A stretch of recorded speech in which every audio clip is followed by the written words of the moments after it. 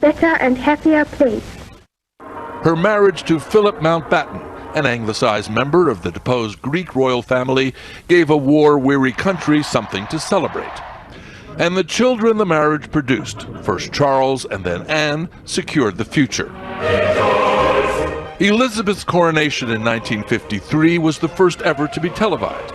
Its combination of ancient ceremony and glittering glamour cemented her as the personification of Britain's post-war rebirth, and it began a reign with a singular purpose.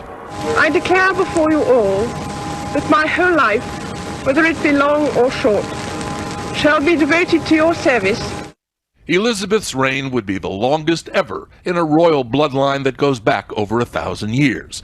But the royal ride was sometimes bumpy. The stability and continuity the monarchy was supposed to provide began to look shaky as one by one the royal marriages broke down around her. Her sister Margaret's, her daughter Anne's, her son Andrew's. They all ended in awkward divorces.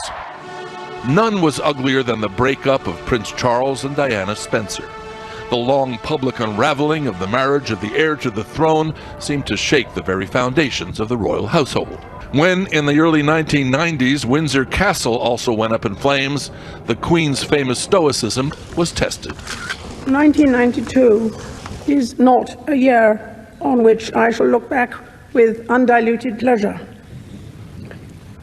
In the words of one of my more sympathetic correspondents, it has turned out to be an annus horribilis. However horrible the year, the Windsor Castle fire and the public complaints over the skyrocketing repair costs produced a turning point in royal history. Monarchs normally collect taxes, but from then on, the Queen agreed to pay taxes on her income. Royal behavior was also changed by the shocking death of Diana in that Paris car crash. The national outpouring of grief seemed to highlight the emotional gap between the Queen and her people. Elizabeth did much to repair the damage with a single bow of the head to the passing coffin of a popular princess. No one who knew Diana will ever forget her. Millions of others who never met her, but felt they knew her, will remember her. There would be other challenges, one of the most serious centering around the wife of one of Diana's sons. When Prince Harry's biracial American wife, Meghan Markle, complained of mistreatment by palace officials, the couple renounced the royal life and moved to California. When Elizabeth's husband, Prince Philip, who she had described as her strength, died, she was left alone to face the last chapter of her reign. Over 7 decades on the throne, Elizabeth redefined the monarchy, remade it for a more modern, less deferential age. And in the process, she became not just Queen of Great Britain, she became, in a way, Queen of the world. Mark Phillips, CBS News, London. And a remarkable life and legacy we want to show you now. Live pictures from Buckingham Palace, where they have just posted the notice of Her Majesty's passing. Out front, where their crowds have gathered there. Holly Williams is there outside Buckingham Palace, and Holly, there have been signs that her health was failing in recent days. That's correct, Nora. She's been in poor health for months now, experiencing mobility issues.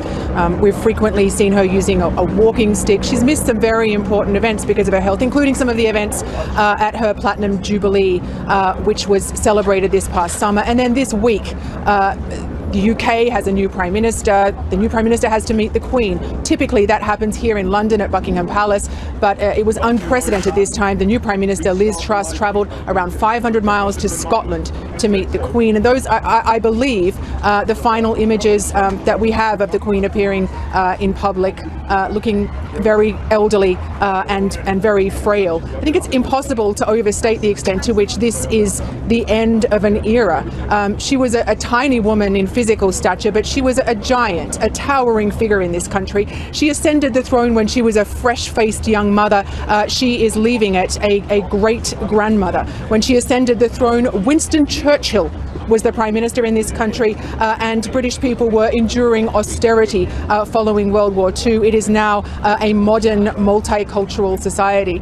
I think Queen Elizabeth II's trademarks are known not just here in this country but around the world. She was known for her big hats, for her love of bright colours, for her love of sensible shoes, and for her beloved corgi dog. She was always seemingly surrounded by a swarm of them. Then we can expect a period of several days of national mourning in this country. Her successor, as you mentioned, is Charles, her eldest son.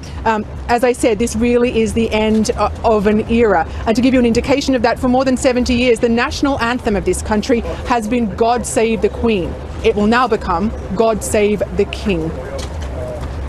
Wow, Holly Williams, thank you. Yes, and the Queen was born April 21st, 1926. That year was also the first public demonstration of a true TV, just to give you a sense. And as you mentioned, of course, those last pictures that we saw of Her Majesty at Balmoral was when she was welcoming the new Prime Minister, Liz Truss. She has reigned and worked with 15 prime ministers during her time, and the first being Winston Churchill. We're going to be talking about her legacy, her life, for a while now this afternoon and for the next many days of mourning. And Holly, I just must ask you, since you're there, tell us about the mood, the people that have gathered. Yeah, it's very interesting, Nora. So the news that she was in quite poor health and the atmospherics were not good came at around noon local time, and we began to see people gather here outside the gates of Buckingham Palace. We're trying to give you a shot of that now. Several hundred people at least. This is not normal. These people are gathering because of the news, and let's see what happens in the hours to come if we see a larger outpouring of grief for this much loved monarch. Let me tell you about what we think will happen in the days to come. We understand that Queen Elizabeth's remains will come here to Buckingham Palace, her London home. We understand that she will lie in state at Westminster Palace, just down the road from here. That is the home of the British Parliament. We understand that her funeral will be held at Westminster Abbey, also very close to where we're standing right now. And we understand that she will finally be laid to rest at Windsor Castle, which is just outside of London. If you cast your mind back, you remember that's where her husband, Prince Philip, was buried last year. Well, the Queen's place in history begins with her being the head of the Commonwealth and how she helped to steer Great Britain's new role in the world after World War II. The Commonwealth is still doing very well. She's still the head of state of 14 countries. There's still over 50 countries part of the Commonwealth. And she saw that very much as part of her most important duty. When she was 21, she gave a speech in which she said, "The motto of my ancestors is I serve." And that was the guiding motto for her entire life. So that's her first legacy. The second, actually, is a legacy of feminism. Now, she herself would never have used that word. Nevertheless, as a woman who carried on working, who aged until the age of 96, but showed that she was always relevant, she is the original woman who nevertheless persisted. So these two things, how to be a woman in charge, how to be the CEO of the firm, as the royal family was often called in jest, set an example for women around the world. And it was one of the reasons why she was so beloved. She also utilized the power of soft power incredibly well.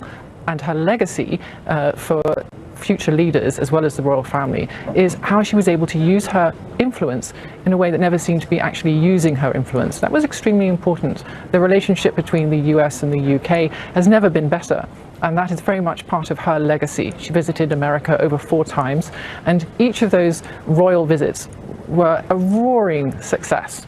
If you look at, for example, her visit in 1976 to celebrate the bicentennial, she danced with President Ford at the White House, and there was so much jollity at the occasion that when she went onto the dance floor, the band played "The Lady is a Tramp," and that was seen as a mark of affection for her, the Queen who could do such amazing things with grace and also humor.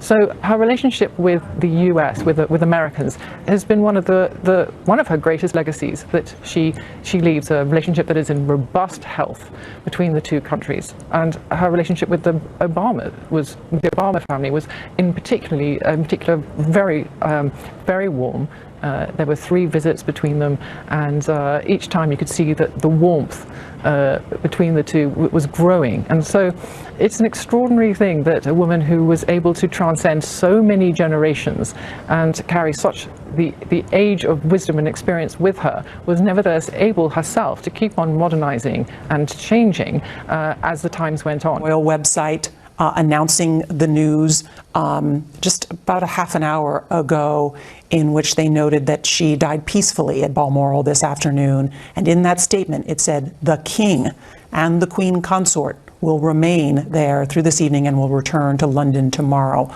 already declaring that Prince Charles is now the King of England, what they call the continuity of the monarchy and the coronation of the new king. Holly Williams is outside Buckingham Palace, and Holly, Prince Charles is now king. What comes next? That's correct, Nora. Well, we're not expecting his coronation for several months to come. I think it's a colossal understatement to say that Queen Elizabeth II will be a very hard act to follow for her son. She had the kind of popularity that politicians can only dream of. Some would argue that she was almost single-handedly responsible for shoring up support for the monarchy as an institution in this country, not because of what she said. She was a woman of very few words. She didn't say very much, but because of what she did. You know, she was widely regarded as quiet, reliable, steadfast, and a true servant of her people. She was loved by many people in this country, but just as importantly, she was respected by many people who are not fervent monarchists, and there are many of those people in this country. Charles and his wife Camilla are both much less popular. Charles has from time to time been criticised for seeming to take political positions on various issues. He's already well into his 70s. He's been waiting to take over this job essentially his whole life. But let's see how he does. Let's see perhaps how he changes, how Camilla changes when they step into these new roles. They have already stepped into them as King and Queen Consort.